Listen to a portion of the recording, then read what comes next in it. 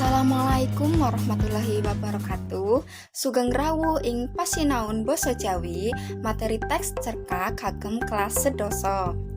Apa bae sih sing arep dibahas ning video iki? Sing pertama, pangerten cerka, loro titikane cerka, telu unsur cerka, papat nilai luhur cerka, 5 sinopsis cerka. Sing pertama, pangerten cerka. Sinten ingkang mangertosi pangerten cerka? Pangerten cerka yaiku sawijining karangan kang nyeritakake bab-bab kang ana gegayutane karo lelakone menungso. Cerita ing cerkak dumadi adhedhasar saka wiwitan sawijining kedadean utawa prastawa. Cerkak kang becik yaiku ceritane urut lan prasaja. Loro titikane cerkak. Sinten ingkang mangertosi titikane cerkak nggih? Titikane cerkak yaiku 1 ceritane ringkes, 2 ana gegayutane karo lelakone menungso, 3 cacahe tembung kurang saka 1000 tembung, 4 alur cerita tunggal lan sapinunggale. Cerkak ugi nggadhahi unsur.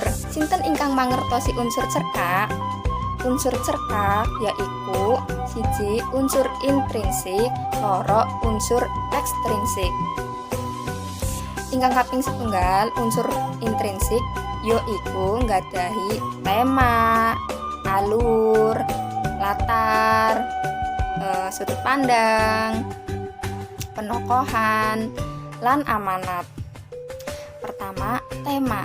Tema yaiku pokok jroning cerita utawa masalah sing utama kang dadi lelandesane cerita. Selanjutnya alur. Alur yaiku lelakone para paraga wiwit lekas nganti pungkasan. Alur kadhapuk kanthi urutan kedadean. Alur kaperang dadi loro yaiku alur maju lan alur mundur. Sing pertama, alur maju. Alur maju yaiku prastawa iku lumaku kanthi trap-trapane adhedhasar kronologi tumuju ing alur cerita. Loro alur mundur. Alur mundur yaiku kang gegayutane karo prastawa kang lagi dumadi. Selanjutnya setting. Setting yaiku ngemot waktu, papan panggonan lan suasana jroning cerita. Selanjutnya wonten apa mawon nggih? Punjering cerita. Punjering cerita yaiku penulis anggone ngetretake awake nalika nyeritakake. Punjering cerita kaperang dadi 3 yaiku wonten apa mawon nggih? Pertama, sudut pandang wong kapisan, 2 sudut pandang wong katelu, 3 sudut pandang impersonal. Selanjutnya penokohan. Penokohan iku napa nggih? Penokohan iku nggambarake karakter kanggo paraga. Paraga bisa dimangerteni karakter saka tumindake, ciri fisike, lingkungane, lan sapiturute. Sing terakhir, amanat. Amanat yaiku nilai moral sing ana ning jroning cerita. Unsur sing keloro yaiku unsur ekstrinsik. Sinten ingkang mangertosi unsur ekstrinsik nggih? Unsur ekstrinsik yaiku unsur saka njaba pangarang. Sakliyane unsur intrinsik lan ekstrinsik, cerkak ugi nduweni saperangan babagan kang diarani nilai. Ing jerone nilai kasebut kaperang dadi 9 yaiku 1 nilai budaya, 2 nilai sosial, 3 nilai moral, 4 nilai religius, 5 nilai pendidikan, 6 nilai estetis, 7 nilai etika, 8 nilai politis, 9 nilai kemanusiaan. Sinten ingkang mangertosi nilai budaya nggih? Nilai budaya yaiku nilai iki ana gegayutane karo pemikir, pakulinan, lan hasil karya cipta. Selanjutnya nilai sosial. Nilai sosial menika napa nggih? Nilai iki ana gegayutane karo tindak tanduk ing pasrawungan antarane wong siji lan sijine. Selanjutnya nilai moral. Nilai iki ana gegayutane karo tumindak becik lan ala minangka dasar panguripan menungso lan masyarakat. Papat nilai religius. Nilai religius menika napa nggih? Nilai religius menika nilai iki ana gegayutane karo tuntunan agama lan kapitayan. Sing pertama, nilai budaya.